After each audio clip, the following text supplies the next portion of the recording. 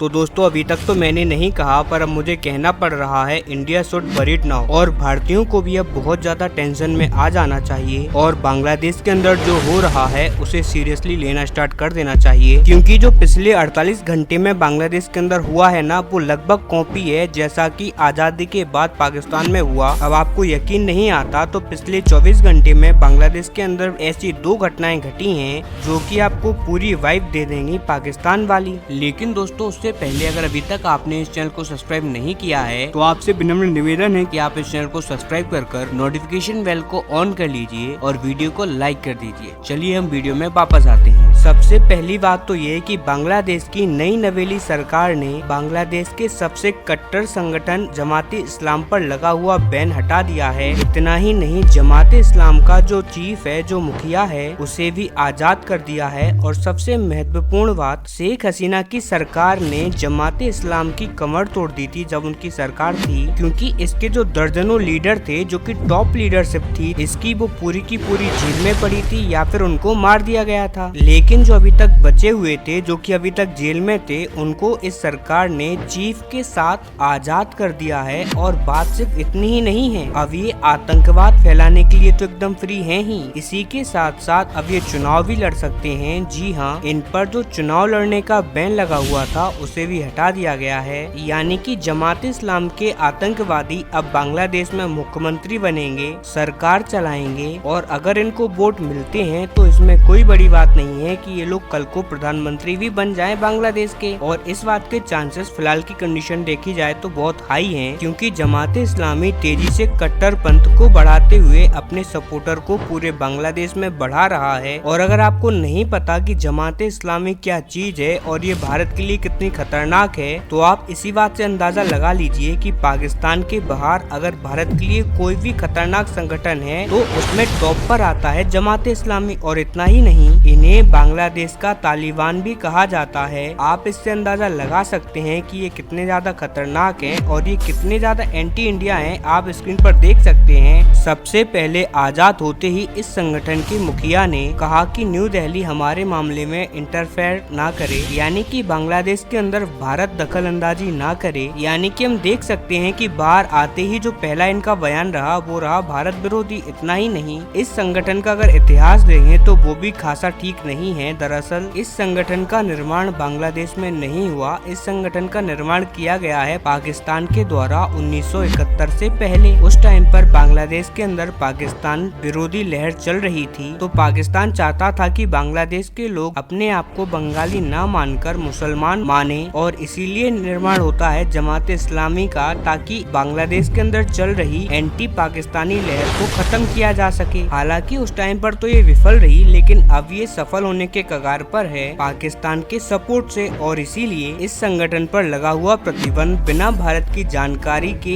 इस सरकार ने हटाकर भारत को एक बहुत ही बड़े खतरे में डाल दिया है। लेकिन अब बात सिर्फ यहीं तक सीमित नहीं है, एक दूसरी घटना भी घटी है। दरअसल पिछले कुछ दिनों से रिपोर्ट आ रही है कि जब से बांग्लादेश के अंदर क्राइसिस स्टार्ट हुए हैं, तभी से बांग्लादेश से भारत के अंदर घुसपैठ करने वालों की संख्या बढ़ने के आसार थे। इसीलिए सरकार ने तय किया कि वो इलाके बॉर्डर के जहां पर घुसपैठ होने की संभावना ज्यादा है, वहां पर तो हम ऑलरेडी फेंसिंग कर चुके हैं, लेकिन कुछ ऐसे दुर्गम इलाके हैं जहां पर कम चांसेस होते हैं घुसपैठ के। ऐसे में सरकार ने तय किया कि वहां पर भी फेंसिंग की जाएगी, वो भी एटल फेंसिंग, जिसे फांदना या फिर काटना बहुत ही ज्यादा मुश्किल का काम है। एक तरीके से असंभव हो जाता है उस फेंसिंग को क्रॉस करना एक घुसपैठिए के लिए। अब इसी वजह से भारत ने उन बॉर्डर इलाकों में फेंसिंग करना स्टार्ट कर दी, लेकिन बांग्लादेश के जो बॉर्डर गार्ड थे उन्होंने भारतीय सैनिकों को रोक दिया फेंसिंग करने से। इतना ही नहीं, भारत और बांग्लादेश के पिछले 2 दिनों से भारत की जो BSF है और बांग्लादेश की जो GB है, यानी कि बॉर्डर गार्ड्स, दोनों के बीच में कमांडर्स की फ्लैग मीटिंग्स भी हुई, लेकिन इसका कोई भी सॉल्यूशन नहीं निकला। हालांकि भारत ने साफ कहा है कि ये फेंसिंग 2012 के भारत बांग्लादेश के एग्रीमेंट के तहत हो रही है। भारत ने कोई भी अवैध काम नहीं किया, लेकिन ये लोग समझने के लिए तैयार नहीं हैं। अब इन दोनों खबरों से ही आप खुद बताइए पाकिस्तान वाली वाइब आती है या नहीं, क्योंकि पाकिस्तान में भी पिछले 70 सालों में यही सब हो रहा है। जो पाकिस्तान की आम पॉलिटिक्स है वो और भी ज्यादा कट्टर होती चली गई और वहाँ की जो सेना है वो और भी ज्यादा एंटी इंडिया एक्ट करने लगी और उसी का परिणाम आज हम देख सकते हैं। ये मॉडर्न पाकिस्तान जो कि भारत के लिए बहुत खतरनाक है। अब जिस तरीके की सिचुएशन बनती जा रही है उसके द्वारा जैसी खबरें हमें पाकिस्तान से मिला करती थी, अब वैसी ही खबरें हमें बांग्लादेश से भी मिलना स्टार्ट हो चुकी हैं, कट्टर पंथ की, सेना के, भारत के विरोध की। और हो सकता है कि भारत के सामने एक थर्ड फ्रंट भी ओपन हो जाए। ऐसे में भारत को चिंता करने की बहुत ज्यादा आवश्यकता है और हमें इस मामले को गंभीरता से लेना चाहिए। साथ ही इसको अभी के अभी हमें खत्म भी करना होगा। आने वाले 1 साल के अंदर अंदर अपने तमाम इन्फ्लुएंस को यूज करके, वरना आने वाले सालों में बांग्लादेश हमारे लिए एक बहुत ही बड़ा सरदर्द बन के सामने आएगा, जो कि हो सकता है कि भारत का थर्ड फ्रंट भी खोल दे।